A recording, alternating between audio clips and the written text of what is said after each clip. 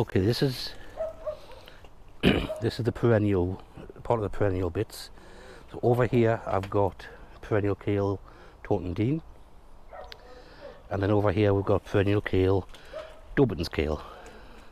Rhubarb at the back with sweet cicely and fennel, and somewhere in there is the elephant garlic nursery.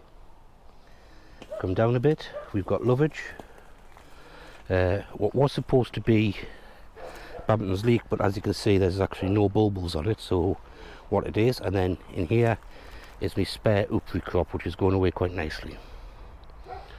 Next bed down I've weeded it to get some space to add some the winter salads and stuff. But sorrel went to seed, which is scattered all over the place, but it's coming back with new growth. Cardoons are still surviving, not massive but alive. You can see how tall it got to last year, so we'll see if it gets that big this year. This bed is a pain in the butt because I keep meaning to dig it up, but then I keep putting things in it, because about a few inches below this is the weed membrane that I still haven't dug out. Volunteer strawberry there. This is what's left of that Andalusian, Paul and Becky's Andalusian cabbage, but it lasts quite well. Look at the framework on that. I mean, it's all rotten now, but that was pretty sturdy. And then Good King Henry. So the next bed we've got some Welsh onions. They've got some Claytonia seedlings in there. We've got non-flowering sorrel. There's some more non-flowering sorrel, some more Welsh onions. More Welsh onions in dill, not dill, rocket. Now there was a massive chard plant.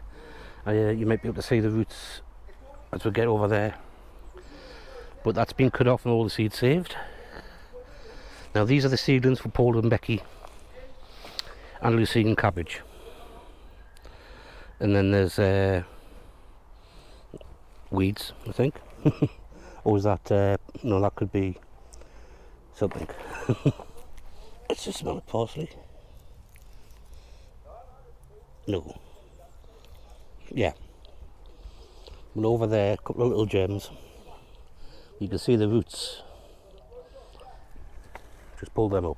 Now in that bit where those roots are and those little gems are, and these three stalks here, is me Babington leek area. Then we've got, this one is the artichoke, some dill, then some salad crops going to seed, a couple of lettuce, and you know, there's the remains of the chard. Lots of seed on there. It's spilled seed everywhere, so hopefully next year there'll be lots of chard growing in here. These are the tiger nuts. Whether they come to anything I don't know, but they at least survived, some of them. 1, 2, 3, 4, 5, 6, 7 or 8 plants there. You can see they're spreading out at least, so hopefully they might give us a couple of fresh. These are some of the potatoes being swamped over by the buckwheat, but they're doing quite nicely. I think they're starting to get flowers on most of the plants. And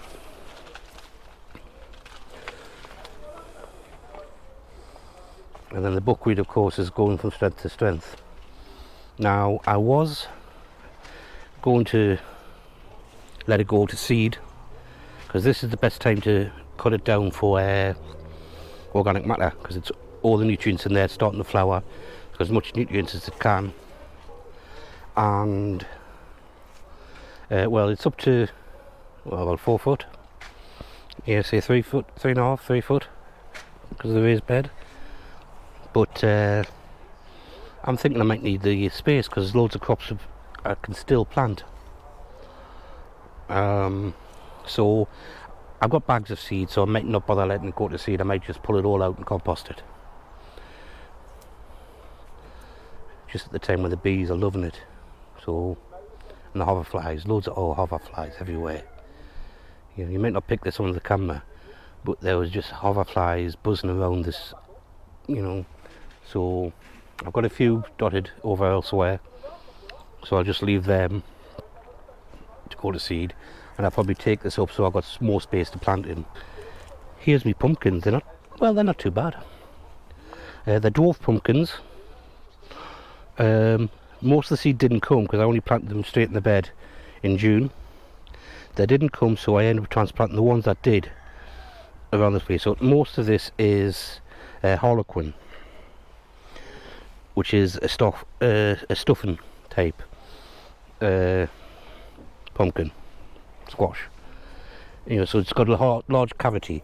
But this one is a nice white. This is Casperita, something like Casperita, yeah. So that's come. The rest of these are Harlequins. So if we look at this one's got a nice full fruit on it.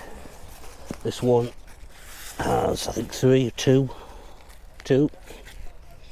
Nice size. This one's getting a couple more on it, getting 3 I think on there. And then there's 3 on that one as well. So 3, 2 and 4 plus that one. Yeah, not too bad. 13 squash on the bed. They're all small, they're all bush squash. So there's no giants. And now potatoes again. You can see here starting to get the flowers. Looking healthy, no signs of blight despite the weather. Next bed, these I think are Gigantes. They've grown from last year's crop, and I'm pretty certain I had Gigantes planted here. So we've got to get some. Get away, wasp.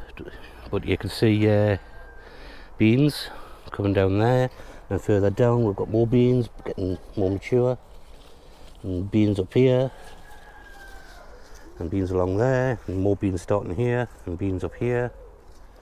So this is getting, you know, a reasonable little crop off them. There's another plant started late growing up. I think it's Gigantes as well, I'm not sure. And here my small set of peas, been quite tasty, enough just to get home but not last to do anything much with, having a salad or something, and they're almost spent. Then here I have some runner beans, a purple flower. I can't remember what that one was called, but it's only given us 1 bean, so that's not so good. And then there's these are, I think, oh look, there's 2 more beans of that going off on the side. But these ones are dwarf runners. I think they're called solitaire, I think. And there should be a white bean.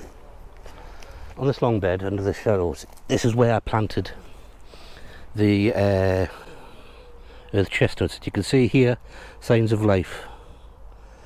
So the earth chestnuts seem to be coming back. I've scattered a few seeds. There's some Claytonia there, the Purutile onions, and some of the Andalusian cabbages got attacked by the pigeons. So I put a couple of cages I had up, and then I've got, you know, 2 or 3 protected, and then the rest aren't. So the ones that are protected seems to be doing the best, obviously. I have put seed in here, but not much has come, so I might end up having to plant out a few transplants. But I've got plans of putting across here some sweet cicely and some skirret in the autumn. Here's a perennial root veg bed, Scorzonera, which has come back after I hacked it back. And we've got here some skirret, which is doing quite well. I still haven't raised any skirret yet, so looking forward to that. You see the leeks are coming back again. So they fine after I gave them a haircut the other week. And this is 9-star broccoli. Never managed to get much off of this. It always used to die, but I might try taking some cuttings and see if I can manage to keep it going, or either that will kill it. And then weeds and bergamot, more weeds and things like that. These pumpkins weren't doing out, and now they've decided they're going to try putting on fruit. So I'll probably actually just take it off the vine, just let it sit on the ground. It's held on with these little clips, so I'll take that down, just let it, because it's just going to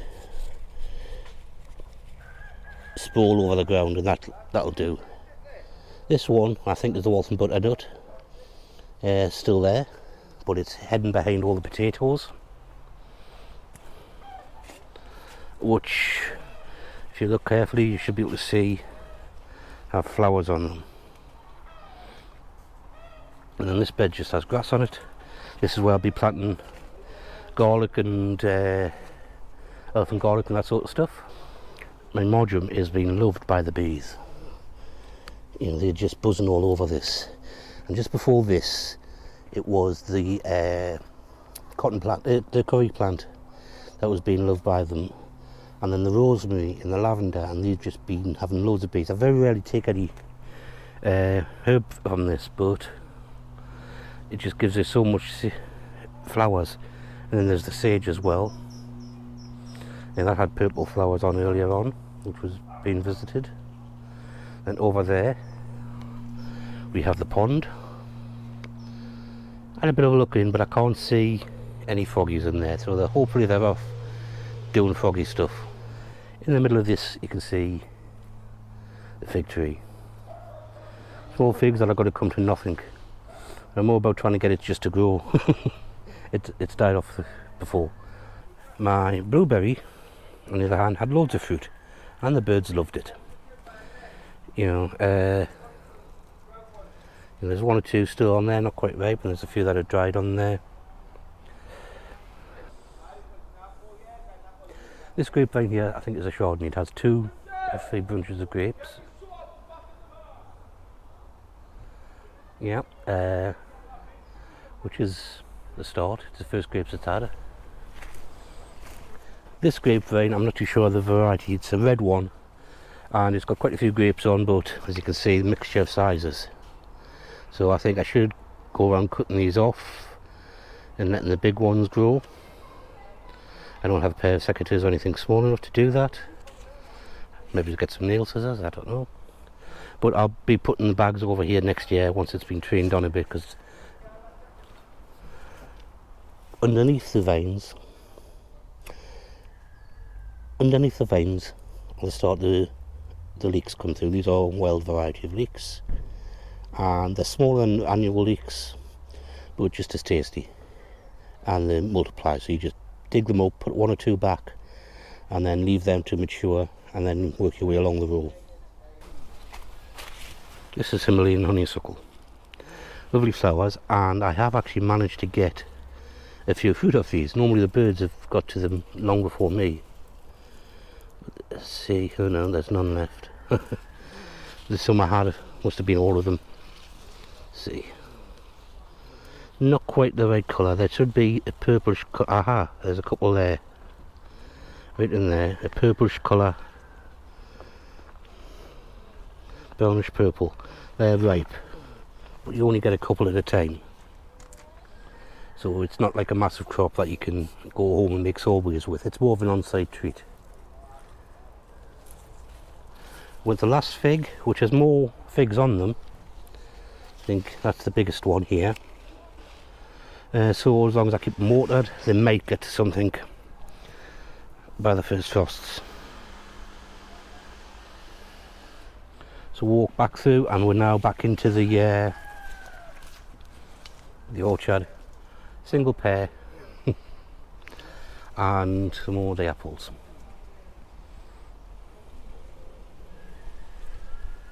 Okay, so that's it for today.